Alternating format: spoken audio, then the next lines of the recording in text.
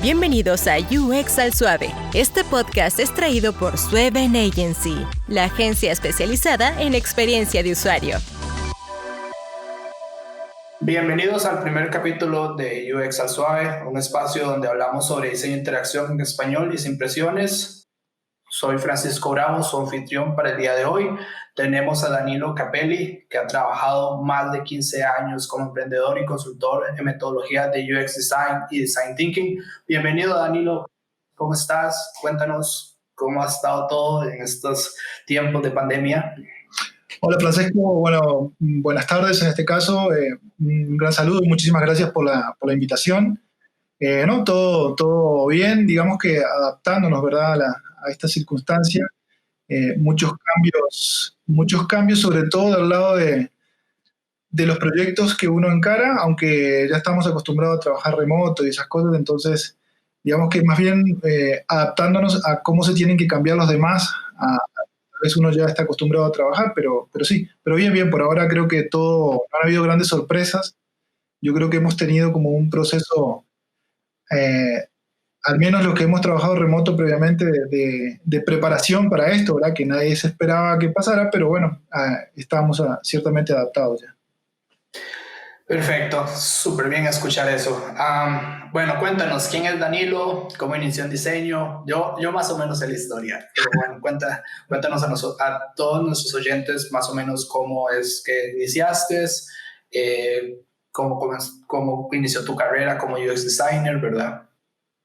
Ok, bueno, igualmente también un saludo a todos los que te escuchan en el podcast y también felicitarte por la iniciativa, ¿verdad? Hace falta algo así en el medio. Y bueno, sigamos, esperemos que la gente lo escuche y que tengas muchísimos más capítulos y ahí aportar en lo que sea necesario. Bueno, te cuento un poquito mi historia. A ver, yo empecé estudiando arquitectura. Bueno, primero que nada, soy uruguayo, por si no me identifican por el acento. El problema con el acento del uruguayo es que muchos creen que, primero, a veces los confunden con argentinos, y segundo, eso se da solamente para los que viven en la capital, en Montevideo. Yo no soy de Montevideo, soy de una ciudad del interior que se llama Salto, y ese acento que todos mundos confunden entre argentinos y uruguayos es un acento que se llama rioplatense. Básicamente lo comparten específicamente la gente que vive en la capital de Argentina, en Buenos Aires, y los que viven en la capital de Uruguay, Montevideo. Pero tanto en Argentina hacia el interior como en Uruguay, el acento es un poquito más plano. Entonces, en mi caso, tengo ahí un leve acento, pero bueno, el caso es que sí, que yo soy uruguayo, pero vivo aquí en Costa Rica desde hace 15 años. Algunos me confunden con chileno también, pero bueno, ese es el caso. Yo estudié arquitectura, soy generación 1992 de arquitectura en la Facultad de Arquitectura de la Universidad de la República de Uruguay. No me gradué, ahora les voy a contar por qué, y básicamente eso fue lo que me llevó a estar hoy donde estoy, ¿verdad? En el tema de UX. Fue como una epifanía que tuve por allá por finales del siglo pasado, 1998, por ahí más o menos, que decidí cambiar de rumbo, luego de ya haber estado en la carrera más de 5 años. Pero van a ver que, por lo que les voy a contar, el haber estado en arquitectura sí fue una base muy importante para lo que hice luego. De hecho, en la carrera de arquitectura yo vengo de una escuela que es netamente funcional. Dentro de la Facultad de Arquitectura existían varias escuelas, digamos, con ciertas tendencias, algunas un poquito más estéticas y otras un poco más funcional. Yo, sin saberlo en ese momento, escogí esta escuela, y que de hecho se convirtió en por lo menos uno de mis principios básicos como profesional, que es poner la funcionalidad antes que lo estético, y creo que eso viene un poco de esa escuela de arquitectura en la que inicié. Tenía profesores por aquella época que hacían mucho énfasis en eso. Inclusive me recuerdo que teníamos ciertos debates entre compañeros de estudio que estaban en otras escuelas un poquito más estéticas, y siempre, ¿verdad?, era el debate de qué era más importante. Bueno, el tema es que yo me fui por ese lado y me gustó mucho, y entonces me quedé con ese concepto de que la funcionalidad tenía que estar antes de la estética, sin desatenderla, pero sí siempre por delante. Entonces yo creo que ese fue como mi inicio, mi base. Básicamente, como te decía, yo no me terminé de graduar de arquitectura, estudié 5 años de una carrera que dura 6, y en algún momento tomé la decisión por dos cosas. Primero, porque, a ver, en Uruguay la educación universitaria es gratuita, entonces allá cualquiera puede ser. Nosotros decimos, allá todos los taxistas todos los taxistas son médicos, arquitectos, ¿verdad? Porque todo el mundo tiene acceso a la educación profesional, pero luego es difícil ejercerla. Entonces, por ejemplo, en la ciudad donde yo vengo, Salto, que de hecho hay una sede de la facultad, en aquella época ya habían aproximadamente unos 200 arquitectos, pero una ciudad que en aquella época tenía 80.000 habitantes. Entonces, te imaginas que 6, 8 años después de haberme eventualmente graduado, la cantidad de arquitectos que podían haber existido y posicionarse iba a ser muy difícil. Y en un país tan pequeño como como Uruguay, en cuanto a habitantes, el tema del trabajo también iba a ser muy difícil. En aquella época no se pensaba tanto en el mundo global, tal vez, entonces yo lo veía como ese mercado pequeñito, y en ese momento dije, no, seguramente no, me va a costar mucho. Entonces empecé a ver hacia otros lados, y por aquella época el tema de la tecnología era muy incipiente, ¿verdad? Apenas empezaba a hablarse de Internet, mediados de los 90.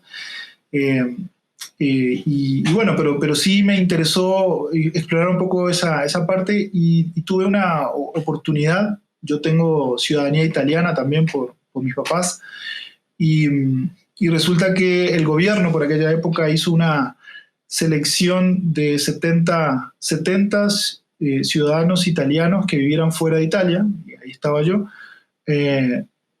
Y lo que hicieron fue, en conjunto con el gobierno uruguayo y el gobierno italiano, crearon un programa de capacitación para esas 70 personas en un área de tecnología, ¿verdad? Uno podía escoger el área y ellos ponían la plata, digamos, y entonces uno durante 2 años se capacitaba. Era como una especie de posgrado, maestría, no sé cómo llamarlo, en área tecnológica. Te estoy hablando en ese caso de 1990, finales del 98. Ya me metí. Éramos un equipo de 10 personas en mi ciudad, y nada, durante 2 años nos prepararon, nos entrenaron para el mundo digital. En aquella época muchas de las herramientas en las que estudiamos ya ni siquiera existen. Macromedia estaba separado de Adobe y todas esas cosas, ¿verdad? Entonces, bueno, el caso es que termino, y al final nos dan, me acuerdo que la graduación era un proyecto real, teníamos que montar un negocio, y nos financiaban $10.000, en ese caso fue en 2001. Montamos un negocio, y el negocio tenía como 2 caras: era promover turismo local y a la vez una agencia de diseño web, ¿verdad? De diseño y desarrollo web en aquella época. Terminamos, me acuerdo, 8 del equipo, montamos con esos $10.000 una pequeña empresa que todavía existe, que se llama Grupo IT, y la otra contraparte de turismo se llama Vía Termal. Creo que todavía existe el sitio web, viatermal.com, y te estoy hablando, como te digo, de hace 20 años. Y las 2 empresas existen todavía. Yo ya me desvinculé, vendí mis acciones, digamos, y el resto del equipo siguió funcionando. Pero bueno, ese fue como mi paso en el tema empezar en el tema digital, ¿verdad? De la web, pasar de arquitectura a eso, a través de un emprendimiento específicamente, y esa formación que obtuvimos a través del gobierno de Italia y del gobierno de Uruguay. Y eso duró 5 años, bueno, en el que yo estuve, desde 2000 hasta 2005, y en 2005 fue cuando llegué aquí a Costa Rica. Actualmente, en aquella época, la que era mi novia estaba estudiando acá, y yo me vine, y nada, decidimos quedarnos por acá, y ya después nos casamos y tuvimos 2 hijas, y en poco más, poco menos, pasaron 15 años, ¿verdad? Del 2015 hasta ahora que estoy acá. Y fue una vez que estaba aquí en Costa Rica cuando empecé a trabajar fuerte la parte de UX como tal. Anteriormente era más diseño web del tradicional, ¿verdad? Ni se escuchaba en Latinoamérica, creo, por allá por principios del 2000, de hablar de UX, o muy poquito. y yo empecé aquí por ahí 2005-2006, una vez que ya estaba aquí. Y un poco por curiosidad, ¿verdad? Mucha inquietud. Yo ahí creo que me rebrotó aquello de la arquitectura en el sentido de que tenía esa necesidad de que cada vez que me pedían un diseño, darle ese enfoque funcional, ¿verdad? Y que no fuera solamente la estética. Empecé a recordar mucho de los conceptos de la Facultad de Arquitectura y entonces empecé a buscar cómo se daba eso en el mundo digital. Y ahí creo que fue que empezó la exploración para llevar eso que me gustaba tanto de la arquitectura, a la parte funcional, llevarlo a la parte digital y aportar ese valor, ¿verdad? Que no fuera solamente la estética, ni tampoco lo tecnológico, ¿verdad? Que hoy por hoy, inclusive en los cursos que yo doy, yo siempre digo, tanto la tecnología como la estética se vuelven commodities, entonces no, digamos, desde el punto de vista competitivo, aquellos negocios o empresas que solamente centren su factor diferenciador en pura tecnología o en pura estética, en algún punto o en algún otro punto la competencia siempre los sobrepasa. Yo siempre pongo el ejemplo del arroz con pollo, ¿verdad? Yo digo, nadie se pregunta si el arroz con pollo tiene arroz o si tiene pollo. Uno asume que es así. Entonces, para mí era como hacerle esa pregunta a cualquier diseño o desarrollo web o digital. Ningún usuario hace clic derecho y mira a ver el código por detrás a ver qué tan bien programado está. Todo el mundo asume que eso debería funcionar. Entonces, ahí fue donde empecé a entender un poquito el concepto de experiencia, que la experiencia va más allá de si algo es bonito o si debería funcionar bien. Es algo que se asume, ¿verdad? Más allá de que a veces no sucede. Pero entonces por ahí viene la introducción al tema UX. Y empecé a explorar mucho por mi cuenta. Soy muy autodidacta. Por esas épocas aquí no existía, si hoy existe poco, en aquellas épocas mucho menos todavía, del tema de aprender UX a nivel local o regional. Entonces fue mucho de libros, blogs. Inclusive me animé a contactar a algunos nombres que por aquella época eran medios conocidos en el mundo UX, tanto a nivel regional como afuera, ¿verdad? En el sentido de Estados Unidos, Europa. Trataba de buscar correos, le escribía a las personas y les preguntaba por dónde podía empezar, qué podía leer. Algunos me respondieron, ¿verdad? Afortunadamente, como decía Steve Jobs, si uno tiene que animarse a preguntar. Bueno, lo apliqué y tuve suerte. Algunos me dieron buenos tips, buenas guías, y por ahí fue que empecé. Y lo otro que siempre trato de mirar hacia atrás, ¿verdad? Como dice también Steve Jobs, el conectando los puntos hacia atrás. Yo siento que un UX designer es aquella persona que es como una mezcla de muchas cosas. Es una mezcla de muchas cosas. Bueno, y en mi caso, si ves un poco este resumen que hice, empecé estudiando arquitectura, luego estudié diseño web y desarrollo web, un poco de administración de empresas también. En aquella época me gradué como webmaster, ese es el título que tengo. Y después me vine acá, emprendedor, me vine acá persiguiendo una familia y ya me metí en el tema de UX.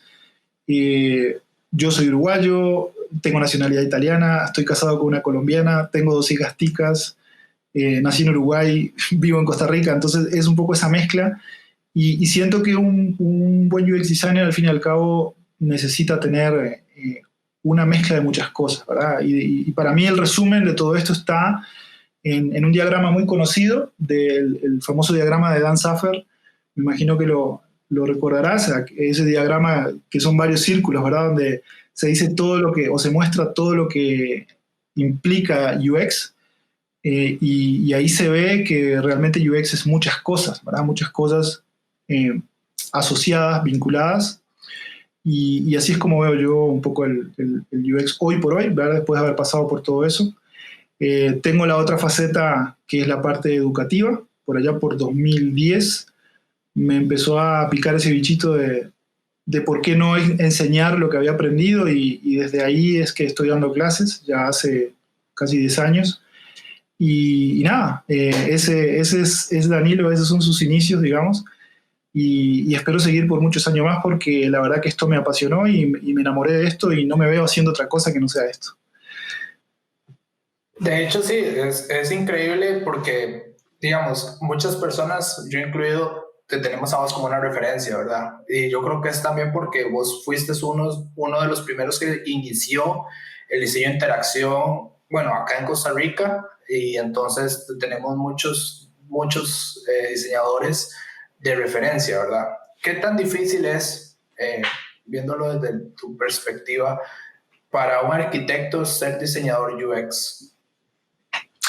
No, muy buena pregunta y por eso te mencionaba que creo que cuando yo llegué aquí a Costa Rica fue como que me rebrotó esa parte de la arquitectura y la empecé a relacionar con cómo ser arquitecto en un mundo digital. Y así inclusive es como yo lo veo. De hecho, por ahí, entre los tantos términos que se usan para nombrar un puesto en UX, de los que menos se usa, pero sí se usa, yo creo que está bien, es arquitectos de experiencia de usuario, ¿verdad? Estamos acostumbrados a UX designer, diseñador de experiencia de usuario, ahora está mucho en tendencia el tema del product designer, ¿verdad? Sobre todo por cuando se empezó a meter esto en el área de negocio, en el área de los emprendimientos, cuando ya hablamos más de producto, del concepto de producto total. Pero yo creo que arquitecto de experiencia de usuario es una muy buena expresión. Ahora, hablando de la arquitectura edilicia, la arquitectura que todos hemos conocido históricamente, eh, yo creo que, y lo defino de esta forma, para mí, si hay una profesión de las tradicionales que debería tener un diploma de UX designer, eh, no sé cuál es el término que se usa académicamente, pero cuando uno no tiene que estudiar, pero de por sí ya el conocimiento que tiene te hace eso, ¿verdad? Es el arquitecto. O sea, para mí todo arquitecto debería definirse como UX designer eh, y todo UX designer debería entender lo que es un arquitecto primero, ¿verdad? Eso es muy importante. Y al fin y al cabo, cuando uno termina siendo UX designer, en todo el concepto de la expresión, en toda la dimensión que es ser UX como tal, no solamente alguna de sus subdisciplinas, al fin y al cabo lo que estás haciendo es diseñando espacios donde se realizan tareas digitales. O sea, de la misma forma que un arquitecto diseña espacios físicos, un UX designer diseña espacios e interacciones en el mundo digital también. Lo que no quita que un UX designer no pueda diseñar experiencias análogas también, ¿verdad? Eso sí, obviamente no le pidas o no le vamos a pedir a un UX designer que diseñe un edificio por obvias razones de formación, pero sí podríamos decir que un UX designer no tiene que limitarse a diseñar experiencias en el mundo digital y eso creo que es uno de los grandes eh, mitos o errores de concepto que hay, sobre todo en los negocios, ¿verdad? En el mundo de los negocios, de creer que UX es solamente digital, ¿verdad? Un UX designer puede, tal vez vinculado a algunas otras áreas como el diseño de servicio o al customer experience, pero un UX designer también puede explorar diseñar fuera de lo digital, ¿verdad? Fuera de las pantallas como tal. Pero volviendo a la pregunta original, reafirmo que para un arquitecto no es difícil ser UX designer porque al fin y al cabo eh, un arquitecto para mí por naturaleza ya es un UX designer, nada más que tiene una formación hacia los espacios físicos, pero perfectamente el conocimiento que un arquitecto tiene eh, lo puede trasladar al mundo digital, tal vez hasta con más facilidad que viceversa, ¿verdad? Que un UX designer que estudió en lo digital y se quiere pasar al mundo físico. No es tan fácil por ese lado. Por eso la respuesta es, no es para nada difícil para un arquitecto ser UX designer y sinceramente viéndolo desde mi historia, yo creo que eso fue una de las cosas que a mí más me facilitó el camino, haber tenido esa formación previa en arquitectura. Entonces, por eso siempre valoro mucho ese camino que tuve, aunque no terminé por otras circunstancias siendo arquitecto por decisión propia, pero sí me aportó muchísimo a lo que hoy soy como arquitecto digital o UX designer, como quieran llamarlo. De hecho, es muy curioso que todos los diseñadores con los que he hablado tienen un background, por así decirlo, de diseño o de algún arte que venga propiamente del diseño, diseño industrial, diseño gráfico, diseño publicitario o arquitectura. Siempre la mayoría de los UX designers vienen, ¿verdad?, de un background de diseño. ¿Cómo es el UX bueno, la experiencia de usuario para las masas, para las personas, ¿verdad? ¿Qué tipo de perfil, por así decirlo, busca en Latinoamérica y en Costa Rica, específicamente las empresas, para decir, ok, nosotros andamos buscando a alguien que nos ayude con la experiencia de este sitio que a nosotros está funcionando, invertimos millones de colones, dólares, euros en este sistema, no está funcionando. Yo tengo mi opinión al respecto, más o menos sé que no es que buscan un diseñador UX en específico, sino buscan más como un product designer, pero en tu experiencia y en el equipo de trabajo que vos estás actualmente, ¿qué es lo que buscan las empresas en un perfil de diseñador de interacción, como es, o UX designer, si queremos llamarlo en inglés? Ok. Sí, bueno, primero para seguirte un poquito el comentario que estabas haciendo anteriormente, creo que es un path career natural venir de cualquier área de diseño y evolucionar. Yo lo veo de esa forma. Cuando mis alumnos me preguntan, ¿y ahora qué? ¿Verdad? Siempre les digo, bueno, una evolución natural es seguir hacia UX design como tal. Entonces, ya sea porque la palabra diseño se nos hace familiar, ¿verdad? Y está allí en el título, diseñador gráfico, diseñador publicitario, ¿verdad? Diseñador de interiores, arquitecto, diseñador de moda. La evolución es un poco natural por los conceptos básicos de formación que podemos tener, pasar a diseño de experiencia. Y sobre todo cuando venimos de una formación académica muy centrada en lo técnico, y que es lo que mayormente sucede tanto en estudios formales o informales, universidades o no, básicamente en los últimos, por lo menos de 5 años para atrás, lo que obtenemos de la educación formal es eso, una alta capacidad técnica para solucionar problemas, digamos, pero no la capacidad estratégica para solucionar problemas. Entonces, yo creo que en esa falta de capacidad estratégica es donde nosotros vemos la posibilidad de la evolución. Sí, yo nací como diseñador gráfico, soy un buen técnico como diseñador gráfico, pero desde el punto de vista estratégico siento que tengo un vacío. Entonces, ahí es donde a muchos les llama la atención el UX Design, porque UX Design, bajo la sombrilla de diseño estratégico como tal, le ofrece ese contenido tal vez, esas habilidades que el técnico no tiene, ya llámese diseñador gráfico, diseñador publicitario o lo que sea. Y esto es yo siempre lo menciono, creo que es parte culpable de cómo están o han sido diseñados los programas académicos hasta la fecha, donde se encasilla mucho el concepto de diseño, ¿verdad? Se lo arrincona allí, que diseño es solamente visual, estético, esas cosas. Entonces, ahí es donde viene la componente estratégica. Cuando yo empiezo a decir o a sentir que ya no me satisface el ser meramente un técnico y quiero ir más allá, entonces es donde UX empieza a llamar la atención. Claro, siempre y cuando yo entienda lo que hace un UX designer, ¿verdad?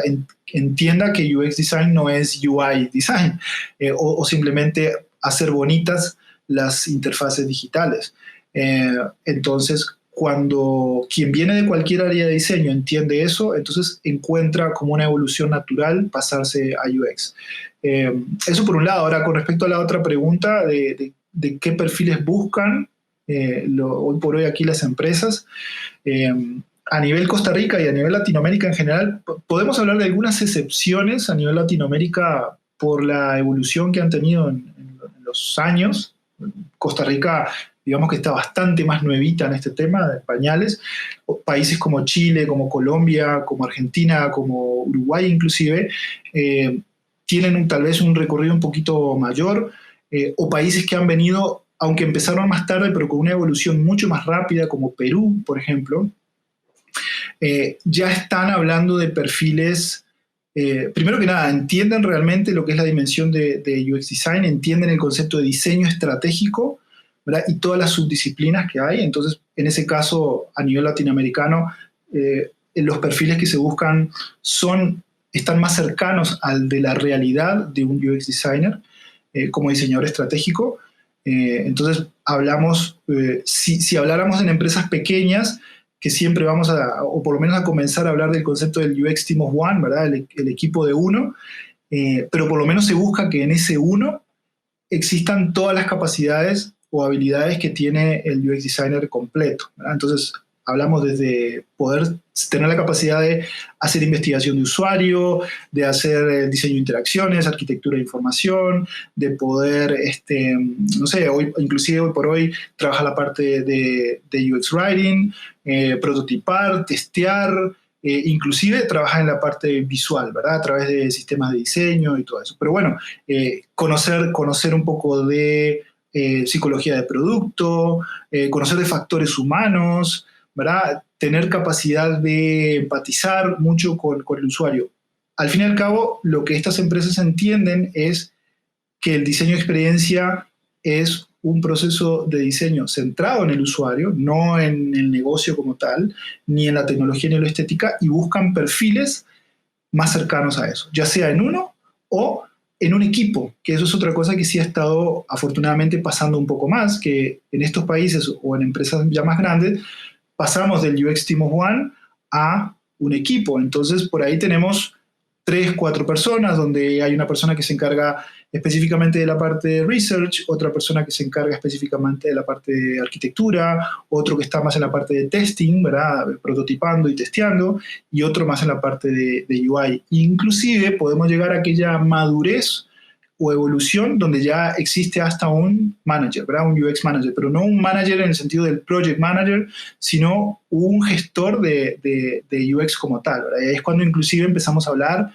ya en los últimos 2 años del concepto de Design Ops, ¿verdad? Cuando hablamos de convertir el proceso de diseño ya en la operativa como tal, y no solamente en algo que yo hago para cada proyecto sin tener una estructura de trabajo, ¿verdad? Entonces, como vemos, y la primera parte de la respuesta va centrada, como te digo, en esos países que creo que tienen una mayor madurez por su trayectoria en los años, y donde las empresas han comprendido más ya la real dimensión del UX designer, ¿verdad? Y del diseño de experiencia de usuario como tal, que lo entienden como diseño estratégico. Inclusive esos países que ya lo tienen hasta un poco más intrínseco en sus propias empresas y la mentalidad de negocio de esos países, donde el empresario sabe que el éxito del negocio, o gran parte del éxito del negocio, pasa por crear buenas experiencias, ¿verdad? Ahora, si traemos esto a Costa Rica, como les decía, aquí estamos un poquito más en pañales. Yo creo que vamos por el buen camino. Tal vez estoy siendo un poco ¿cómo decirlo?, positivo, pero yo creo que sí, que vamos por el buen camino, y lo voy a reforzar o afirmar en que hay ciertas industrias muy críticas que lo están haciendo. Entonces, eso me deja entender que esto no empezó porque algunos poquitos startups, ¿verdad?, emprendimientos, que por ahí debería ser más natural la entrada, sino que empresas grandes y complejas o industrias grandes y complejas como la banca y finanza han tomado esa iniciativa.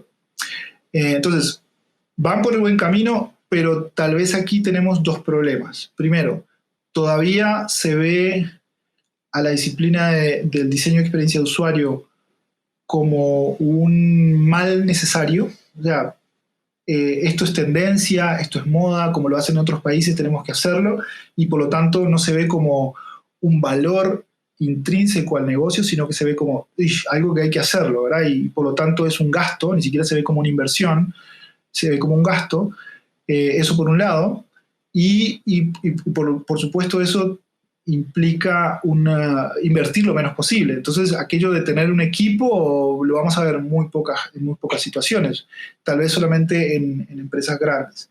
Y si no, va a ser siempre el UX Team of One, ¿verdad?, donde hay un equipo de 20 desarrolladores y programadores y hay un único diseñador, ¿verdad?, que tiene que pelearse con todos.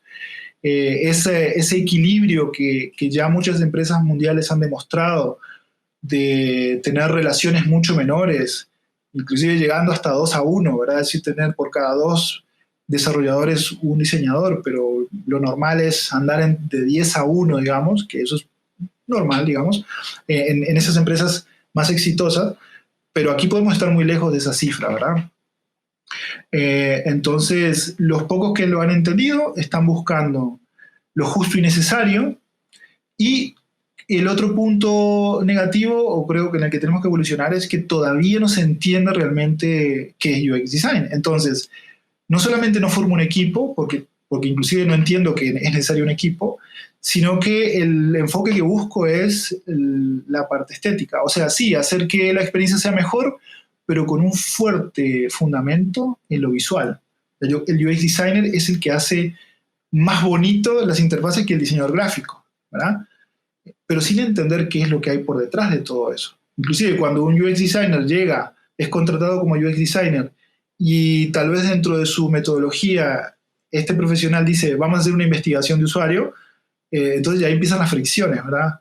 ¿Cómo que investigación de usuario? No, usted encárguese de hacer algunos wireframes y ya después pasemos al diseño visual. Cuando empezamos a hablar de cosas tan al inicio como hacer investigación de usuario, arquitectura de información, interacción, hablar de factores humanos, y que entrevistas y que encuestas, y hacer un día en la vida o un shadowing, eso es malas palabras, ¿verdad? Para muchas empresas. ¿Y cuánto cuesta eso? ¿Cuánto demora eso? ¿Verdad? Entonces, ¿por qué? Porque creo que aquí el problema es que todavía no se entiende, primero, lo que hace un UX designer y el valor que tiene eso para el negocio. Eso es fundamental. Entonces, en estos otros países lo que ha pasado es que no solamente tal vez han tenido una mayor apertura a la cultura global, sino que para mí la respuesta está en que la visión del negocio, ¿verdad? La visión del empresario está un poquito más inclinada hacia esto, ¿verdad? Aquí todavía la visión de los empresarios, de los negocios, siguen arraigadas a que la única forma de ser exitoso es reduciendo costos, ¿verdad? O que lo que importa es la planilla de Excel.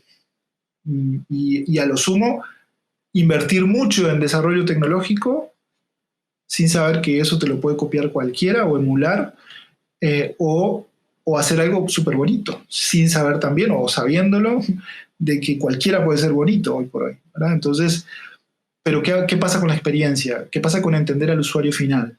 Eso yo creo que es lo que está fallando aquí. Entonces, para resumir la pregunta, a nivel Latinoamérica creo que estamos un poco mejor en buscar perfiles más cercanos a la realidad. A nivel Costa Rica todavía estamos un poco más lejos.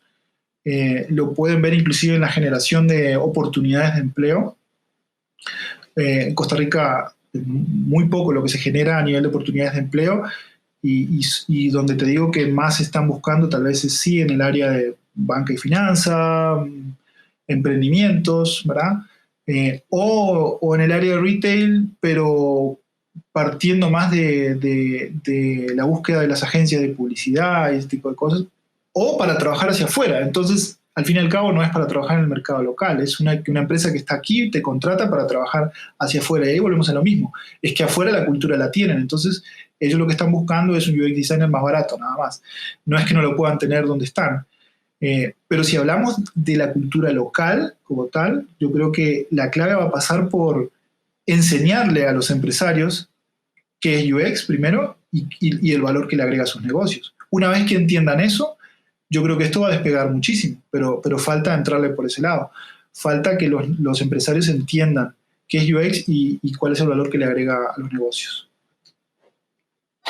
Sí, es algo que yo creo, yo tengo ya aproximadamente 6 años de ser UX designer, y he visto también que ha mejorado un poco todavía con las transnacionales, ¿verdad? Empresas que vienen de Estados Unidos, de Canadá, y abren operaciones en Costa Rica, en el caso de Costa Rica, ¿verdad? Y yo creo que en el resto de Latinoamérica es igual. Y ellos traen sus metodologías de cómo andan y cómo quieren sus diseñadores, ¿verdad? Entonces ahí más o menos tenemos como una idea de cómo el flujo ha ido cambiando a que esos mismos procesos los adapten empresas de la región, ¿verdad? Y yo estoy de acuerdo con vos, es un tema también muy de educación, ¿verdad? Y de cómo también hay que más o menos enseñar, y por así decirlo, este espacio, esta es la idea, ¿verdad? De enseñar que el UX designer necesariamente no es para solo diseñadores de experiencia de usuario, es aplicable y lo pueden aplicar cualquier tipo de persona en cualquier tipo de negocio, ¿verdad? Y eso es lo importante, ¿qué tanto ganarían instituciones del Estado en cualquier país de Latinoamérica teniendo buenos diseñadores de experiencia de usuario dentro de sus sistemas? Entonces, eso es lo que hace importante esta carrera, y eso desde la perspectiva de una persona que está comenzando, puede ver que aquí hay un vacío que ellos y cualquiera puede cubrir, ¿verdad? Sí, claro, por supuesto. Creo que lo habíamos conversado en algún otro momento. Por ejemplo, estos otros países que mencionaba, el tema de la accesibilidad, que es inherente a lo que nosotros hacemos de alguna forma, ha sido mucho más natural. Chile, Colombia, y digamos que la aplicación actual que se le está dando viene del lado porque nació tal vez a través de gobierno, ¿verdad? De un requerimiento de gobierno. Y luego se fue diseminando más hacia el resto de la industria. Así pasó en Estados Unidos también. O sea, cuando empezamos a hablar de principios de usabilidad, de heurísticas para interfaces digitales, eso surgió por allá por los 90 por un requerimiento de gobierno y específicamente la industria de la salud, donde se impuso que todas las herramientas digitales, interfaces digitales que tuvieran que ver con área de salud y si son de gobierno, tenían que tener unas ciertas características de usabilidad y de accesibilidad. Y luego todo eso se empezó a volver normal, ¿verdad? Pues si ya estamos acostumbrados de usarlo y hacerlo de esta forma, lo hacemos todos. Ahora, aquí en Latinoamérica ha pasado tal vez en algunos pocos países de esa forma. En el caso de Costa Rica, creo que a pesar de que tenemos ley y todo, no hay un control suficiente como para que esto se haya vuelto una cultura del gobierno hacia el resto. Creo que es como debería suceder desde el punto de vista de dar el ejemplo, sino que tal vez algunas industrias, algunas empresas privadas han tomado la iniciativa y bueno, con sus esfuerzos tal vez empieza a visibilizar un poco que existe esto, pero todavía no se escucha gran respuesta del lado de gobierno, ¿verdad? Todavía vemos muchas instituciones con experiencias. Bueno, yo siempre digo que las experiencias siempre están presentes, ¿verdad? Que uno en realidad lo que diseña son las interacciones que hacen posible las experiencias. Pero en realidad hay casos de gobierno e instituciones públicas que hasta podríamos decir que ni experiencia tienen. Entonces, es complicado esa parte. Y sí, así es un poco como yo lo veo también. Bueno, cambiando a otro tema, una persona está iniciando en este mundo, ¿verdad? Bueno, poner un ejemplo, un diseñador gráfico dice, yo quiero convertirme en diseñador de experiencia de usuario, pero no sabe cómo comenzar. Entonces, cuéntanos, ¿cuál es tu proceso desde cero? ¿Por qué es ese proceso? ¿Por qué lo aplicas? ¿Y por qué lo sigues aplicando después de tantos años, verdad? Para que una persona que está iniciando, digamos, yo inicié, por ejemplo, con libros, con blogs, pero, digamos, a mí nadie me dijo, ok, mira, Francisco, vas a hacer esto.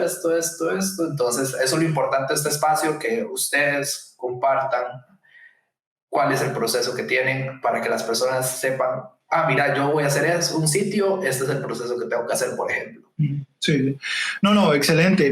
Me parece buenísimo que hagas énfasis en eso, porque al fin y al cabo, tener un proceso es como tener una fórmula que uno puede repetir todas las veces que quiera, ¿verdad?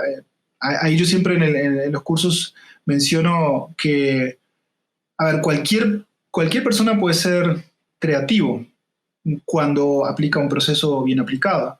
A diferencia de aquel concepto de creatividad que tenemos, que nos ha impuesto a veces la educación tradicional, ¿verdad? Que el creativo es aquella persona que tiene como un don especial y que nada más se sienta frente a un papel en blanco y espera que baje alguna musa inspiradora y ahí llega, ¿verdad?, la iluminación divina. No, eso es un mito. Muy posiblemente las personas que vistas desde afuera parecen que eso es lo que pasa es porque tienen un proceso, pero el proceso se lo guardan, ¿verdad? Y no lo cuentan, pero al fin y al cabo debe existir un proceso, porque eso es lo que nos hace lo que nos da la capacidad de poder repetirlo todas las veces que queramos, y no es algo como fortuito de decir, sí, para este proceso soy creativo, pero para este no estoy tan creativo, ¿verdad? No tengo la inspiración suficiente. Al fin y al cabo, inspiración es investigar.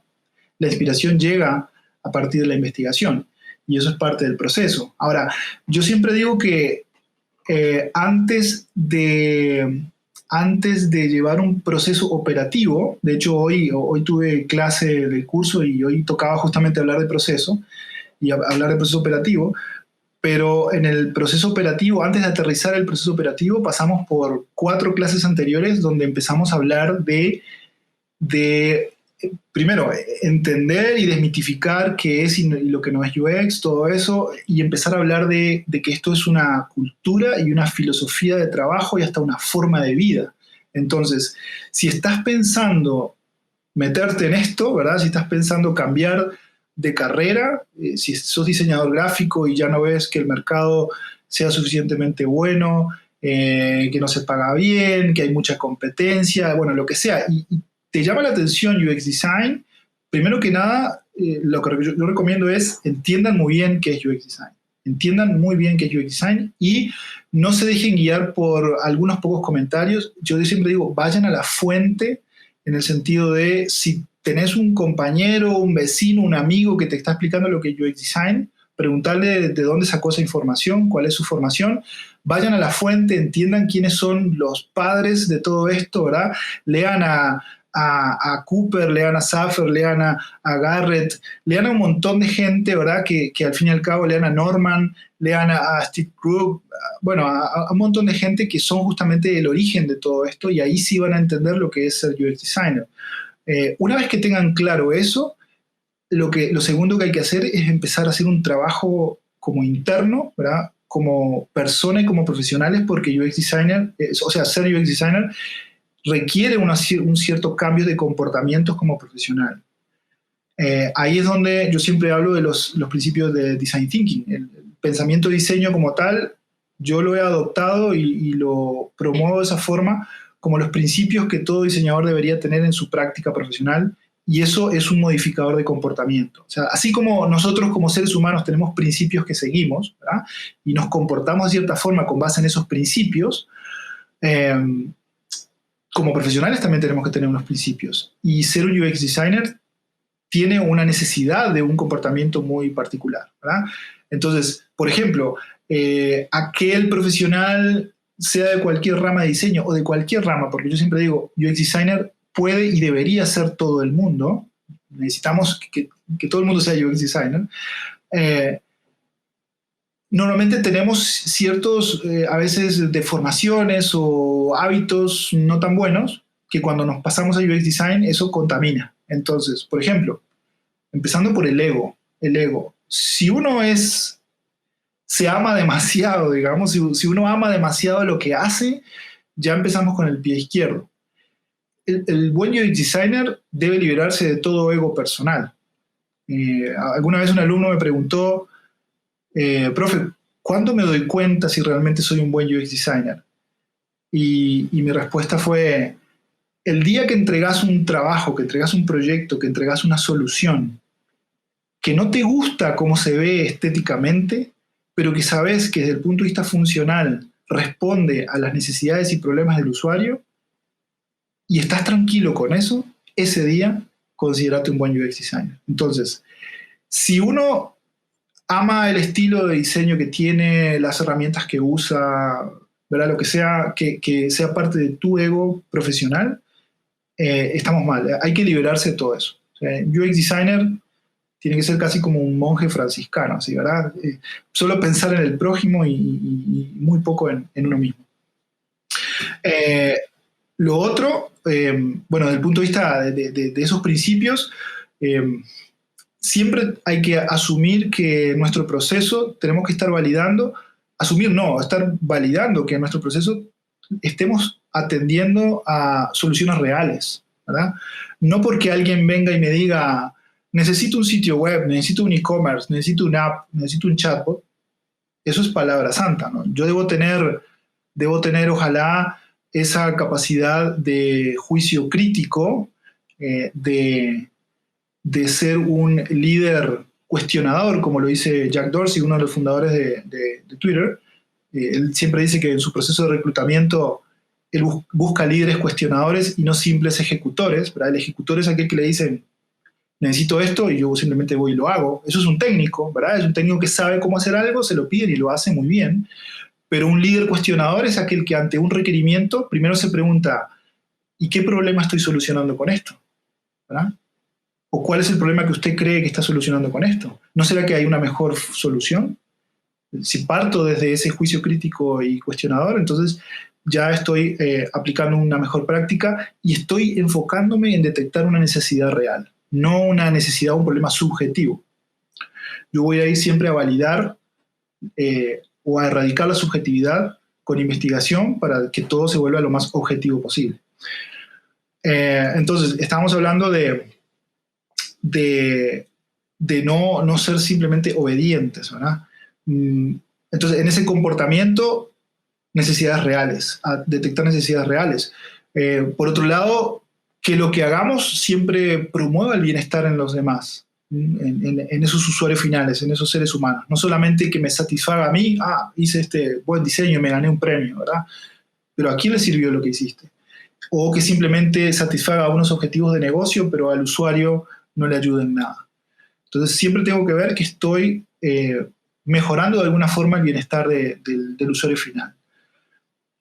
Después tenemos que hablar mucho de si sabemos o no trabajar en equipo. El UX Design como disciplina es un trabajo de equipo, no es un trabajo en solitario, para nada. O sea, si yo no sé trabajar en equipo, entonces ese es otro de los comportamientos que yo tengo que revisar antes de meterme en esto, si tengo la capacidad y me gusta trabajar en equipo. Tengo miedo a equivocarme, me gusta la prueba y error, me gusta la experimentación. Si no tengo eso, también tengo que revisar mucho, porque el trabajo del UX Designer es mucho de eso. Hipótesis, ¿verdad? Método científico, hipótesis, prototipo, experimento, mido, obtengo un feedback y mejoro, y vuelvo al ciclo, y así, ¿verdad? Y en esos ciclos me voy a equivocar un montón de veces.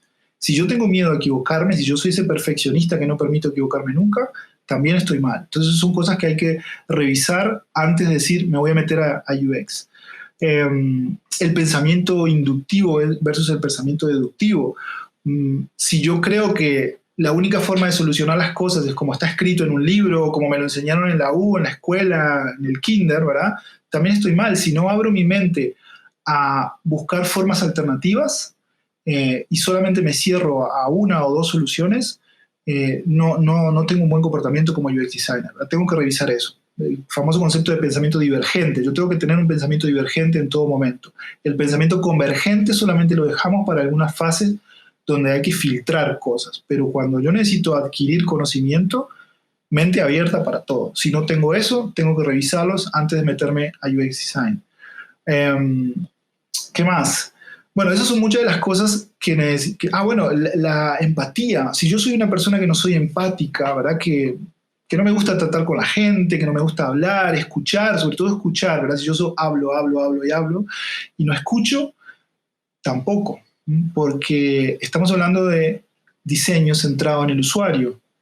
Y si el diseño está centrado en el usuario, no está centrado en mí, entonces yo tengo que acercarme al usuario, entenderlo, conocerlo, escucharlo, entender sus problemas. Y necesito cultivar mi capacidad de empatía y de afinidad con el usuario. Es algo que todos los seres humanos traemos intrínsecamente, venimos de fábrica con eso. El problema es que no lo practicamos y a veces se va como atrofiando. Bueno, entonces si yo no estoy dispuesto a eso, a mejorar en esa parte, también no me va a ir muy bien, ¿verdad? Y ya una vez que yo reviso esos principios y puedo adaptar mi comportamiento profesional y digo, bueno, sí, estoy alineado con todo esto, entonces ahí debería empezar a pensar en un proceso operativo. Entonces, ¿cuáles son las fases que yo podría repetir como fórmula mágica en cualquier proyecto y que me vuelva creativo e innovador y buen diseñador de experiencia de usuario siempre? Bueno, es un proceso que hoy por hoy ya está bastante claro, pero pero a veces no lo tenemos, y el problema de no tenerlo es que yo me puedo centrar mucho en herramientas. Sí, es que tenemos Sketch, y que tenemos Miro, y que tenemos Overflow, ¿verdad? Hay un montón de herramientas, pero herramientas sueltas que las usamos sin un proceso, ¿verdad? Eso, o sea, sobre qué plataforma estoy trabajando, en ese sentido. Entonces, hay un par de modelos que los tenemos que adoptar como modelo básico, conceptual, de cultura de trabajo, que para mí, primero que nada, es el modelo de proceso que nos da el propio Design Thinking, a pesar de sus principios, las 5 fases tradicionales que conocemos. Y aquí algunos pueden discrepar conmigo, pero para mí, desde el punto de vista de comportamiento de diseño, o de comportamiento profesional, de diseño de experiencia de usuario, el empatizar, definir, idear, prototipar y testear es la base del proceso y repetir ese ciclo es la base del proceso de todo UX designer. Luego nos podemos ir a hablar del modelo de Garrett, ¿verdad? El modelo de Garrett para mí también es fundamental, las 5 fases del modelo de Garrett: estrategia, definición de alcance, diseño de interacciones, la parte de prototipado y el diseño superficial o de interfaces. Yo siempre mezclo los dos. Entonces yo hago un híbrido entre la fase de Design Thinking, el modelo de Garrett, pero a su vez le inyecto, digo yo, como unas vitaminas adicionales que le aplico los principios de Lean Thinking, ¿verdad? Que vienen de Lean Manufacturing, de Toyota. ¿Para qué? Para que el proceso sea más optimizado en cuanto al empleo de recursos. El modelo de Garrett y el modelo de Design Thinking está muy bien en el sentido que nos dicen qué hacer y cuándo hacerlo. El problema es que no nos dicen cómo hacerlo. Entonces, normalmente, cuando no sabemos el cómo, incurrimos en un desperdicio de recursos bastante habitual. Y ahí es donde entra a jugar los principios Lean. Los principios Lean nos ayudan a optimizar el proceso para que este sea lo que yo llamo un diseño austero, en el sentido, no un diseño simplista, ¿verdad? Ni barato, sino un diseño austero que es entregando la mejor calidad posible, pero con los menores recursos posibles. Y esto tiene que ver con cómo optimizo yo justamente el proceso. En qué momento uso qué herramientas, en qué momento hago qué, ¿verdad? Y lo otro, y por último, completo mi proceso sabiendo que mi proceso no es un proceso aislado, sino que es un proceso que se tiene que integrar con otros procesos que existen en el end-to-end de la vida de un producto. Por ejemplo, el proceso de ventas, el proceso de la gestión del proyecto, el proceso del desarrollo de la solución, porque yo diseño la parte estratégica, pero quien le pone el corazón al Pinocho que yo diseñé es otro equipo, ¿verdad? El equipo de desarrollo. Y luego viene la parte de DevOps, ¿verdad? Y la mejora continua y el marketing, y volvemos a empezar a darle vuelta a la rueda otra vez. Entonces, yo tengo que tener un proceso muy claro, pero también tengo que poder conectarlo con los otros procesos. Yo no puedo trabajar solo en una cajita, ¿verdad? Tengo que tener visibilidad de todo y darle visibilidad a los otros de lo que yo hago. Entonces, por ejemplo, ahí uso mucho, sobre todo porque afortunadamente también muchas empresas lo están adoptando, todas las metodologías ágiles, ¿verdad? Entonces, eso es una forma de integrarnos tal vez con el equipo con el que más nos toca vincularnos, que es con el equipo de desarrollo. Si el equipo de diseño y el equipo de desarrollo no se hablan o no se entienden, entonces estamos muy mal. Entonces, en mi proceso está también poder tener prácticas de agilismo, por ejemplo, ¿verdad? Que no se confunda, como muchas empresas lo hacen, de ser más rápido, ¿no? El agilismo no tiene nada que ver con ser más rápido. Tiene que ver con ser flexible y poder cambiar de dirección cuando sea necesario, y también con el menor desperdicio de recursos posible dentro del proceso. Y cuando hablo de desperdicio de recursos, me refiero a recurso económico, tiempo, recurso humano, conocimiento, todo lo que tenemos como recurso dentro de nuestro equipo de trabajo. Entonces, resumiendo, mi proceso tiene como base las fases de Design Thinking y el modelo de Garrett, ¿verdad? Empatizar, conocer al usuario, descubrir las necesidades reales, una fase de definición donde voy a agarrar todo ese conocimiento que tengo de la fase de investigación inicial y pasarla por un proceso de análisis para descubrir insights, patrones de comportamiento que me digan, sí, este es el problema real, este es el usuario, estos son sus objetivos, sus necesidades. Luego pasar a una fase de ideación, de empezar a generar hipótesis de cómo solucionar esos problemas. Y luego una fase de prototipado y de testeo de esas hipótesis. Para mí hay ¿cómo es que se dice? Una premisa, ¿verdad? O una máxima que dice todo es una hipótesis hasta que yo no puedo validar, hasta que no es validado, ¿verdad? Entonces todo es una hipótesis hasta que no es validado. ¿Y quién valida eso? El usuario. No lo valido yo, ni lo valida el cliente. Puedo validar algunas cosas con el negocio, pero fundamentalmente las validaciones se tienen que dar con el usuario final, que es el que va a terminar padeciendo lo que yo cree.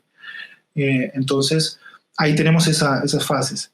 Y visto desde el end-to-end, digamos que es empezando por la investigación de usuario, pasando por todo esto que mencioné ahora de Design Thinking, mucha experimentación en el medio, en la fase de prototipado. O sea, prototipar no es hacer un wireframe por compromiso y luego simplemente pasar al diseño visual, sino que el prototipado tiene una razón de ser muy, muy concreta. O sea, el prototipo no vive por sí solo. El prototipo vive solamente por una finalidad que es servir para probar algo en un experimento. Entonces, yo tengo que diseñar un experimento, necesito tener objetivos de testing, diseñar un experimento, reclutar usuarios y prototipar lo que quiero probar, ¿verdad? La hipótesis. Mucho ahí, mucha iteración allí. Bueno, previamente a eso, obviamente, todo lo que es el diseño de las interacciones, la arquitectura de la información, y luego vendrá la parte visual. Y una vez que esté todo eso listo, pasamos al desarrollo. Inclusive yo en el equipo en el que estoy ahora, impusimos un QA de UX, que básicamente no es que yo, una vez que entregué el diseño, ahí me quedo de espectador viendo cómo lo van a desarrollar, sino que primero seguimos estando muy, muy presentes en todo el proceso de desarrollo, y cuando se termina cada sprint de desarrollo, hacemos un QA, está el QA tradicional de la parte técnica, pero nosotros hacemos un QA de UX, ¿verdad? Donde revisamos que lo que se entregó como diseño se cumplió al milímetro en el desarrollo, ¿verdad? Antes de que salga a producción. Y luego, obviamente, una vez que estamos en producción y que ya el cliente tiene la solución en sus manos, seguir monitoreando constantemente. En UX, los proyectos nunca terminan. O sea, un proyecto puede tener un inicio y un fin formal por temas de negocio y de gestión, pero un verdadero proyecto o un diseño de una solución nunca termina. Porque una vez que lo entregaste, es como que el ciclo empieza de cero. ¿Qué pasa? Hay que empezar a medir nuevamente, a estar monitoreando continuamente. Y esto creo que es algo, entender esto, es también parte de los errores que tienen todavía muchos negocios, muchas empresas, que es creer que una vez que el producto sale a la calle, listo, ahí lo dejo a su suerte, ¿verdad? Y ya fue un éxito, supongamos que tuve la suerte de que sea un éxito y todo el mundo me compra y todo el mundo usa mi solución, y entonces yo digo, listo, por el resto de la vida esto va a ser así. Y no. De la misma forma que hoy por hoy vemos que soluciones que se crearon hace 50 años atrás ya no funcionan, y a veces inclusive las seguimos usando, lo mismo va a pasar hoy con la solución que yo creé hoy. Dentro de 10, 5, 20 años ya no van a funcionar. Entonces yo tengo que estar... ¿Y por qué eso pasa? Porque las necesidades evolucionan. Si yo creé una solución con base en una necesidad real, y esas necesidades con el tiempo van a evolucionar, porque evolucionan los seres humanos, evoluciona el usuario, evoluciona el contexto, por lo tanto la solución tiene que evolucionar, no se puede quedar estática. Y la única forma es que parte del proceso sea un monitoreo constante y un proceso de mejora continua aplicando el aprendizaje que tengo. Entonces, como ves, el proceso es bastante amplio y complejo, y esa es la vida del UX designer, ¿verdad? El poder llevar ese proceso y poder entenderlo. Pero como te digo, para mí hay como dos grandes hitos aquí. Una vez que yo tomo la decisión de decir me voy a meter en UX, primero entender si yo como profesional estoy preparado para ser UX designer y si me va a gustar realmente. Primero entender qué es UX. Luego ver si estoy preparado, si mis principios como profesional están alineados con ser buen UX designer. Y tercero, tener un proceso operativo, ¿verdad? Tener un proceso operativo claro que yo pueda repetir todas las veces que quiera, todas las fases. También dándole una flexibilidad adecuada dependiendo del proyecto. Porque obviamente esto que yo les conté parece algo que dura toda una vida, ¿verdad? Pero no, yo puedo restringir esto a una semana, por ejemplo, si lo entiendo y lo puedo aplicar muy bien. Por ejemplo, Google diseñó una metodología que se llama Sprint Design, que es básicamente todo esto resumido a una semana, ¿verdad? Pero claro, es aplicable a un contexto muy específico, a un tipo de problemática muy específica. Yo no puedo aplicar eso a cualquier proyecto. De la misma forma que esa reducción no la puedo aplicar a cualquier proyecto, tampoco puedo aplicar el proceso completo amplio a una necesidad muy pequeñita, ¿verdad? Entonces, tengo que tener la capacidad de entender el proceso y de poder darle la flexibilidad para poder adaptarlo a la situación como tal. Porque si no, UX también sí sería algo inviable para todo el mundo. O sea, solamente podría funcionar en empresas grandes con proyectos grandes. Y eso no es así. UX se puede aplicar en cualquier empresa gigante como se puede aplicar a la vida diaria de cualquier persona, ¿verdad? Al fin y al cabo, si uno entiende lo que hay detrás del decir diseñar experiencias de usuario, todos tenemos experiencias a todo momento. En este momento vos y yo estamos teniendo aquí una experiencia y podemos adaptarla, rediseñarla, la experiencia de hacerme el desayuno, la experiencia de ir de mi casa al trabajo, ¿verdad? Todas esas son experiencias al fin y al cabo. Y si nadie las diseña, yo puedo tomar la decisión de diseñarla. Entonces, el tema es entender todo eso. Eso sería, Francisco. Me parece genial. Sí, es exactamente ese proceso el que yo quería que explicaras, porque sí, me parece muy buen ejemplo para alguien que está iniciando. Y para ir cerrando hoy, cuéntanos, ¿cuál es tu peor error? Que vos digas, bueno, mira, mi error como diseñador de experiencias de usuario ha sido este. Hice una aplicación, por ejemplo, y no funcionó. O mira, se comencé tarde, mira, es que esto... Porque de errores aprende, ¿verdad? Y sí, es importante que los demás aprendamos de los errores, ¿verdad? No de los tuyos exclusivamente, pero aprendamos de errores.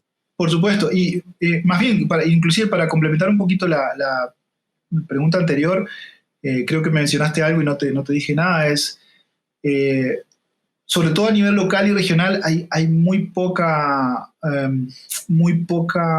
opción de formación. Por lo tanto, la recomendación es sí, tratar de hacer cursos dentro de lo posible con lo que hay, pero leer mucho, ¿verdad? Hay que leer mucho y como les digo, vayan a las fuentes, siempre recurran a la fuente, no se queden como con lo que me dice mi jefe, de lo que él entiende de lo que es UX, ni lo que me dice mi compañero de lo que es UX.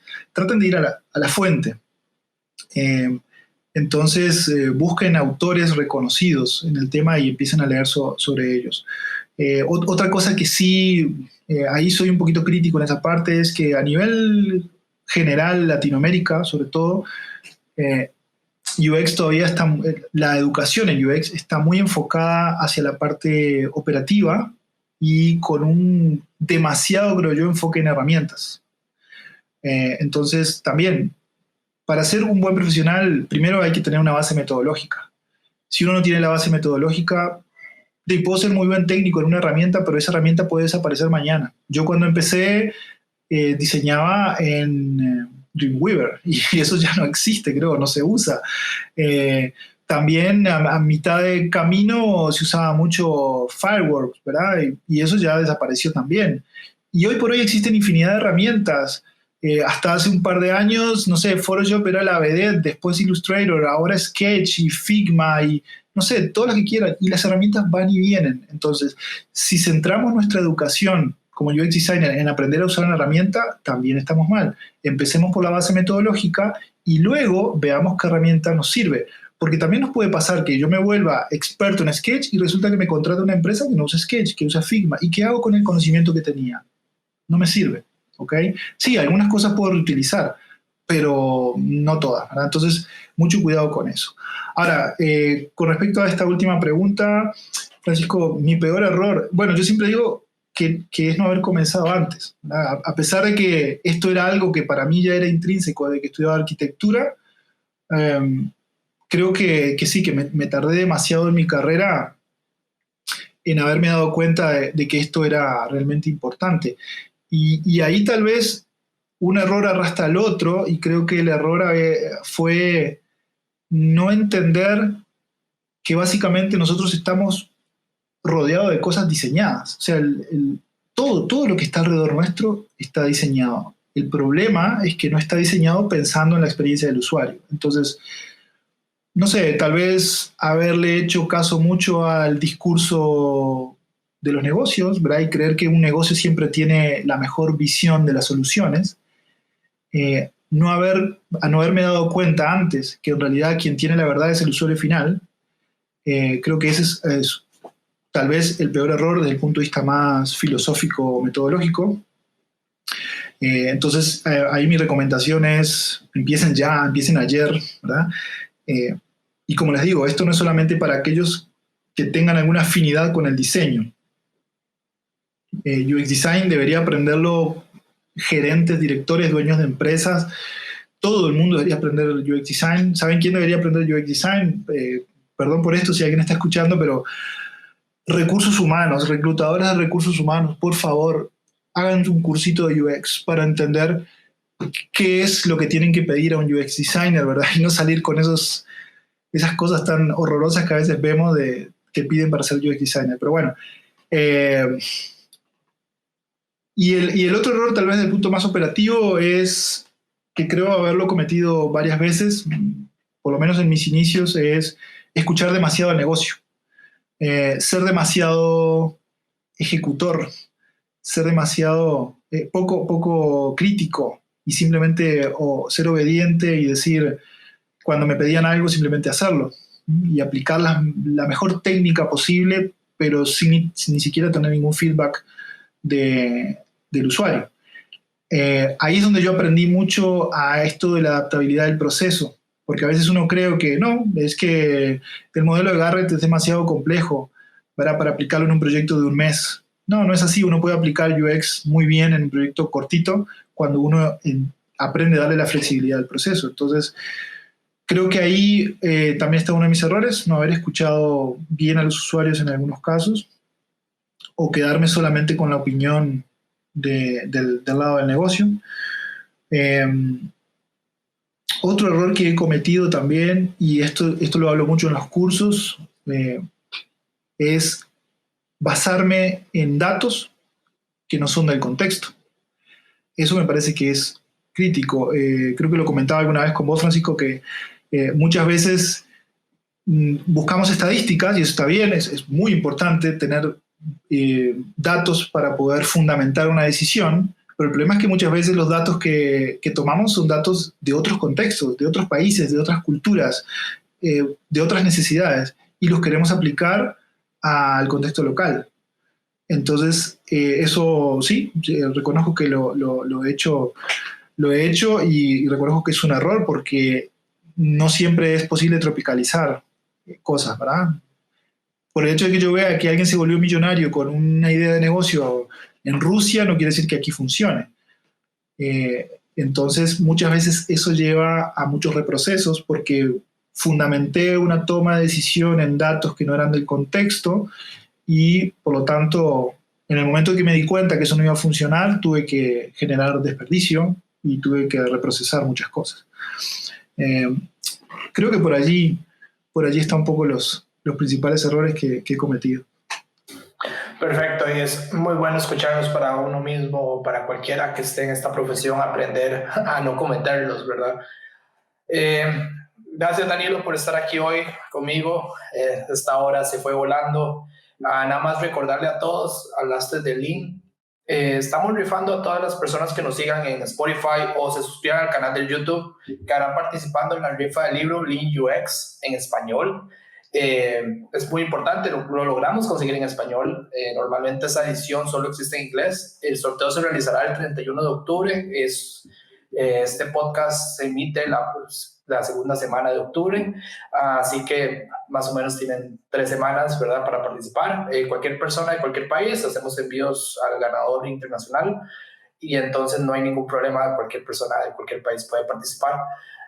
Pero es un libro muy bueno. Yo creo que todos los UX designers que conozco, Danilo incluido, lo ha leído, y lo importante de nuevo es que está en español. De nuevo, Danilo, muchísimas gracias por estar hoy conmigo y espero tenerte de vuelta acá. Esta es tu casa, las puertas están abiertas cuando quieras, el tema que quieras, Y de nuevo, la invitación es siempre con las puertas abiertas y en cualquier momento. No, muchísimas gracias, Francisco. Sí, la verdad que me gustó mucho la idea. Tal vez a mí no me vas a encontrar para hablar de política o fútbol, esas cosas, pero si es para hablar de UX, me levanto en la madrugada y conversamos cuando quiera. A mí me apasiona esto. Entonces, sí, totalmente dispuesto a cuando me necesiten, y ahí estaré para darles mi aporte, mi granito de arena. Y no, básicamente eso. Como una recomendación final, tal vez, no se olviden de que esto es diseño centrado en el usuario, ¿verdad? Entonces, ese es el objetivo principal que tenemos que tener siempre cuando estamos diseñando, es mirar al usuario. Buenísimo, sí, es un gran consejo eso. Sí, siempre pensar en el usuario. Muchísimas gracias, Danilo. Nos estaremos escuchando el próximo jueves. Nuestra próxima invitada es Lucía Carpio. Espero tenerlos a ustedes por acá. Lucía es una diseñadora UX que vino desde el camino del diseño gráfico como arte finalista, entonces está muy interesante escucharla a ella. Chao, hasta luego y que tengan un excelente día.